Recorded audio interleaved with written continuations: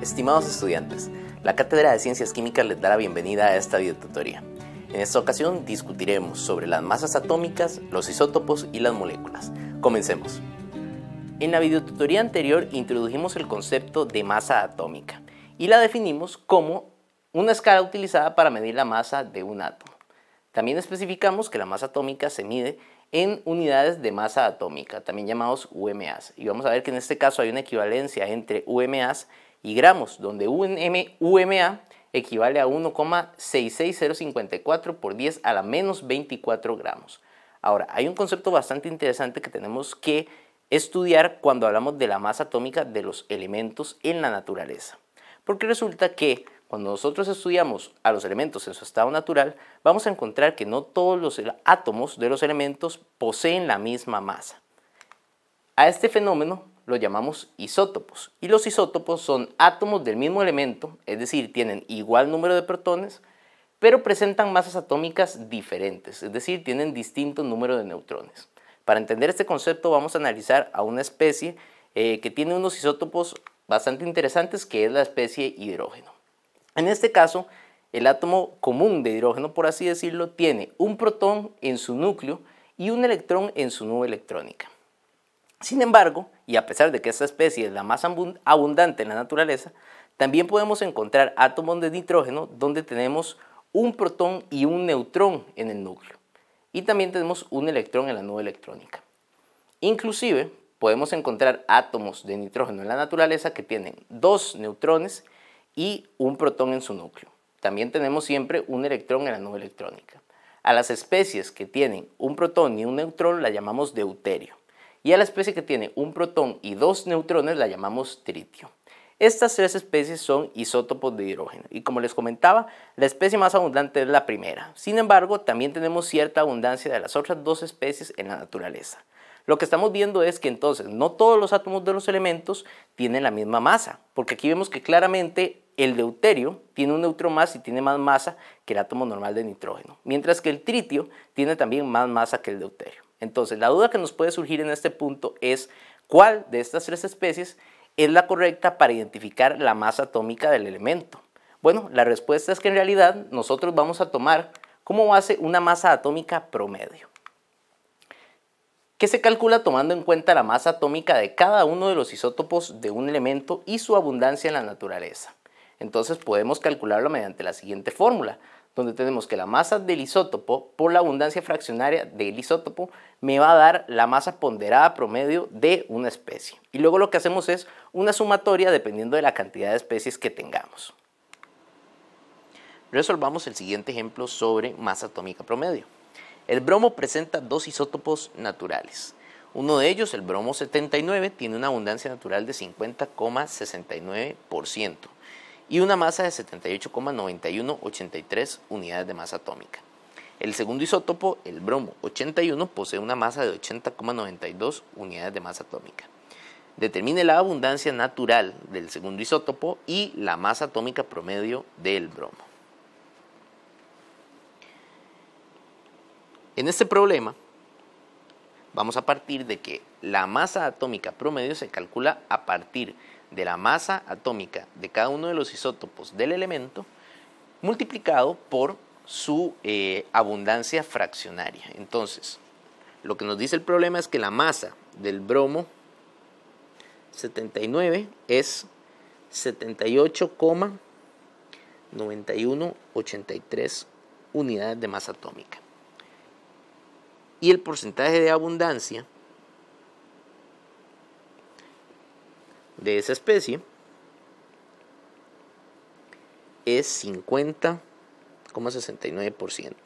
Y luego tenemos la masa de la segunda especie, el bromo 81, que tiene una masa de 80,92 unidades de masa atómica. Primeramente, lo primero que se nos solicita en el problema es que obtengamos cuál es el porcentaje de abundancia de la segunda especie, el bromo 81. En este caso, se nos dice que el bromo solamente tiene dos isótopos naturales. Eso quiere decir que la abundancia de esos dos isótopos debería dar sumada un 100%. Entonces nosotros podemos establecer que la abundancia o el porcentaje de abundancia de el bromo 81, dado que solamente tenemos dos especies, sería 100 menos el porcentaje de abundancia de la otra especie, que sería bromo 79. Este cálculo nos daría 100 menos 50.69%. Esto sería igual a 49.31%. Entonces, con eso ya tenemos la abundancia de la especie bromo 81.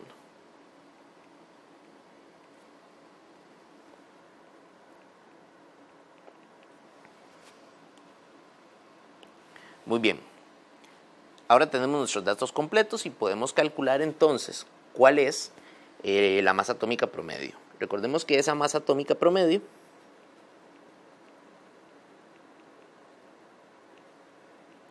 la podemos calcular mediante la siguiente fórmula. Sumatoria de la masa de cada uno de los isótopos por la abundancia fraccionaria.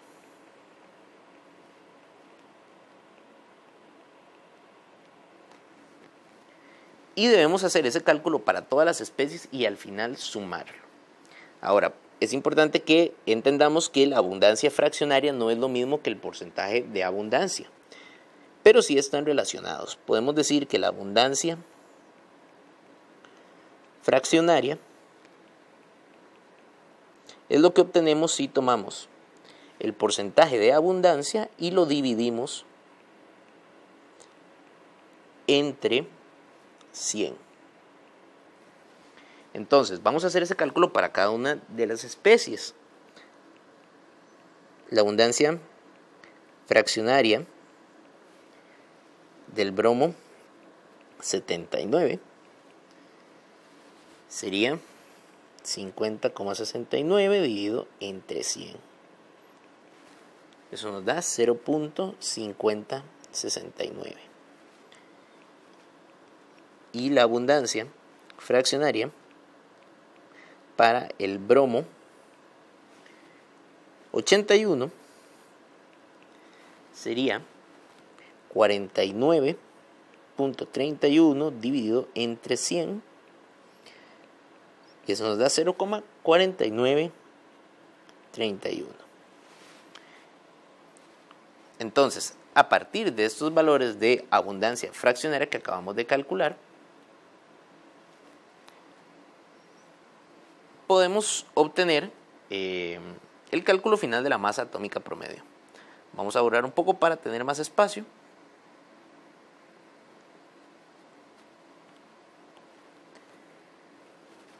Y ahora sí, este cálculo sería igual a tomar la masa del primer isótopo de bromo multiplicado por su abundancia fraccionaria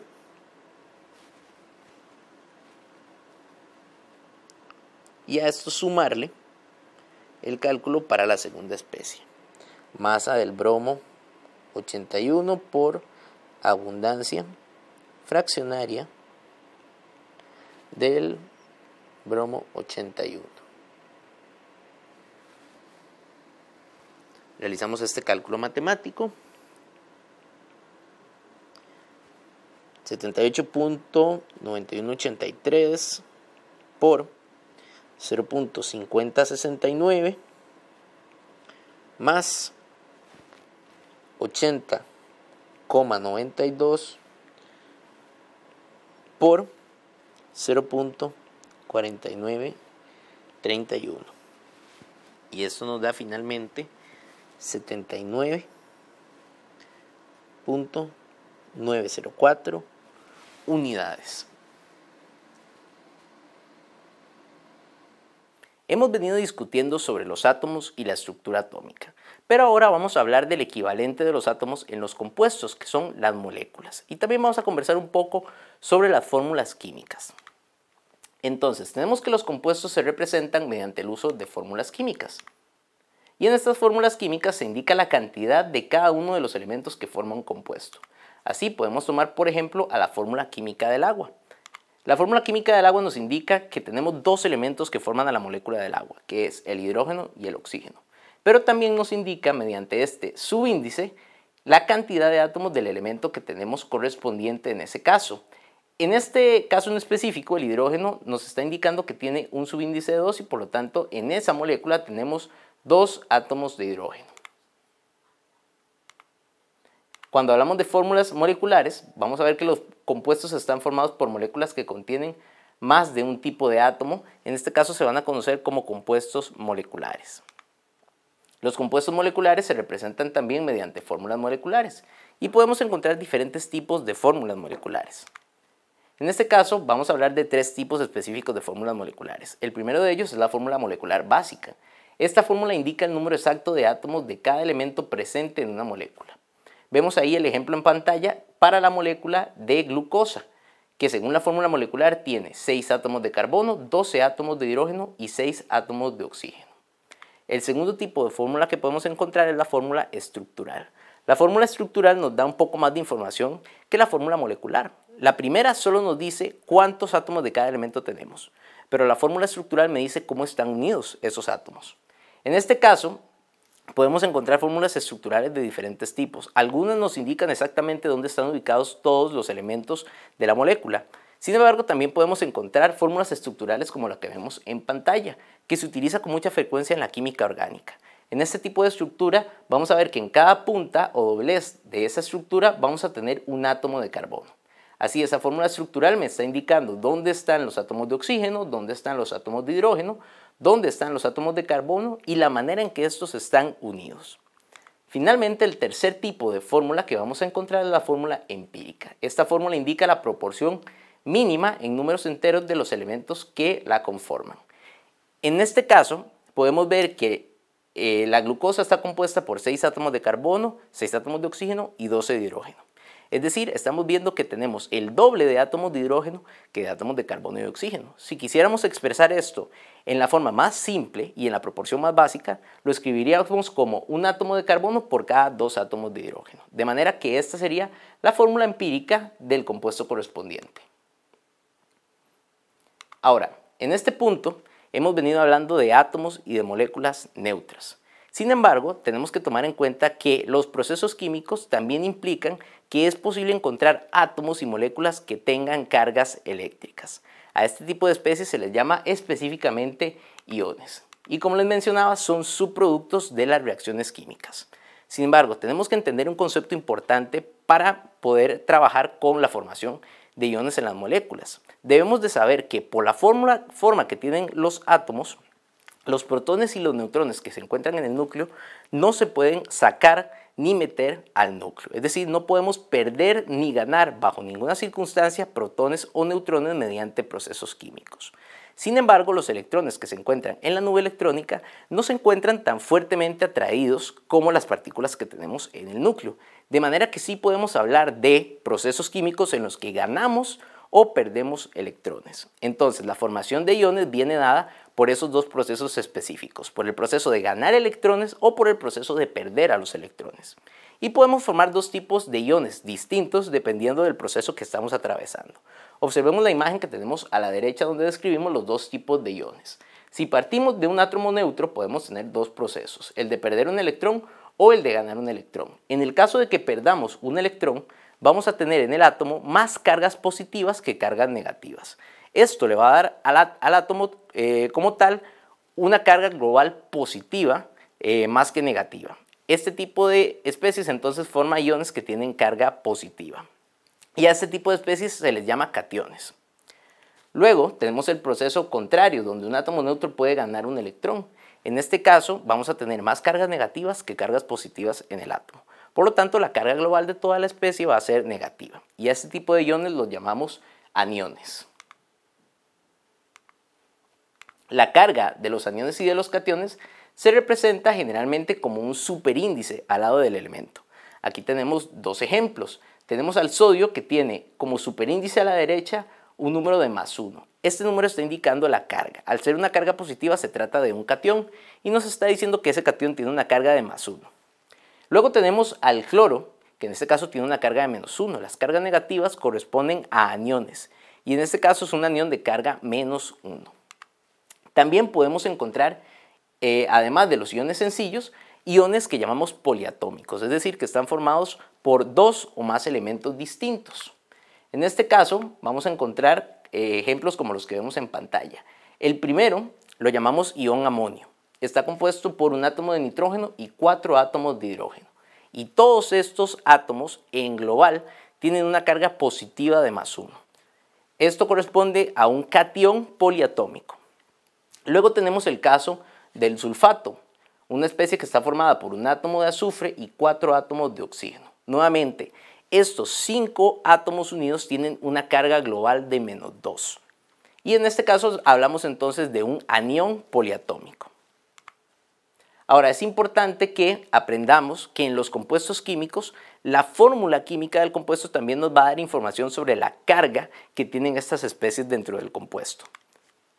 Así que podemos decir que en un compuesto iónico, es decir, aquel compuesto que está formado por iones, por un catión y por un anión, vamos a encontrar que los subíndices de los elementos corresponden a la carga del elemento opuesto. Para entender este concepto, analicemos al compuesto óxido de hierro 3. En este caso, vemos que la fórmula química me dice que tenemos 2 átomos de hierro y 3 átomos de oxígeno. Pero observen que tenemos coloreados los átomos, el elemento hierro y el 3 del oxígeno con un color naranja y el átomo de oxígeno y el 2 que está acompañando como subíndice al hierro con un color distinto también. Esto lo que nos indica es que el 3 que está como subíndice del oxígeno está indicándonos cuál es la carga de la especie hierro. Asimismo, el subíndice que está acompañando al hierro nos está indicando cuál es la carga de la especie oxígeno. Así que podemos decir que en este caso vamos a tener una especie hierro que tiene una carga de 3 y al oxígeno una especie que tiene una carga de 2. Ahora, cuando tenemos una fórmula química de compuestos iónicos, vamos a decir que el primer elemento de la fórmula siempre va a tener una carga positiva, mientras que el segundo elemento de la fórmula va a tener una carga negativa. Así que en realidad lo que tenemos aquí es un átomo de hierro con carga +3 y un átomo de oxígeno con carga -2. También podemos hacer este proceso a la inversa, si nosotros queremos saber qué tipo de compuesto se forma cuando unimos dos cationes o dos aniones o dos especies iónicas distintas. Lo que tenemos que hacer es entonces sustituir los superíndices de las cargas por los subíndices de las cantidades en la fórmula. En cuanto a los compuestos iónicos, como ya lo hemos venido mencionando, estos están formados por cationes con carga positiva y aniones con carga negativa. Algunos detalles interesantes de los compuestos iónicos es que las fórmulas moleculares son siempre iguales a las fórmulas empíricas de los compuestos y además la suma de las cargas de los cationes y aniones debe dar 0. También es importante que entendamos que en el caso de los compuestos iónicos, estos no se comportan de la misma manera que los compuestos moleculares. En los compuestos moleculares tenemos átomos de especies específicas que están unidos entre sí. En realidad en los compuestos iónicos tenemos toda una red de cationes y aniones que están interaccionando entre sí mediante fuerzas electrostáticas que se generan entre cargas positivas y cargas negativas. Ahora, vamos a resolver este ejercicio sobre iones y la cantidad de protones, electrones y neutrones que podemos encontrar en especies que no tienen carga neutra. Así que vamos a comenzar con el primer caso, el caso del calcio +2. Sabemos, de lo que ya hemos discutido en las videotutorías, que lo que tenemos que hacer para establecer los valores de Z, de A y los números de las subpartículas atómicas es buscar los datos en la tabla periódica. Así que nos vamos a buscar el calcio en la tabla periódica y vamos a encontrar que tiene un Z de 20. El número de A en este caso va a ser de 40. Sabemos por las reglas que hemos establecido que el Z siempre va a ser igual al número de protones. Y esto siempre se va a cumplir debido a que, ya lo hemos discutido, los átomos no tienden a perder protones debido a que se encuentran fuertemente unidos en el núcleo. El número de neutrones también debería ser igual en este caso porque tampoco tenemos tendencia a perder neutrones en las reacciones químicas. El único número que va a variar entre una especie neutra y una especie con carga en este tipo de ejercicios es el número de electrones. En este caso estamos diciendo que la especie tiene una carga positiva de +2. Eso quiere decir que tiene dos cargas positivas adicionales en comparación con las cargas negativas que tenía en el estado neutro. Básicamente, cuando tenemos una especie positiva estamos perdiendo electrones. Eso quiere decir que en esta especie esperaríamos que haya menos electrones que protones. ¿Cuántos electrones menos? Bueno, eso nos lo indica la carga. Si tenemos una carga de +2, quiere decir que estamos perdiendo 2 electrones. De manera que el número de electrones en este caso sería 18.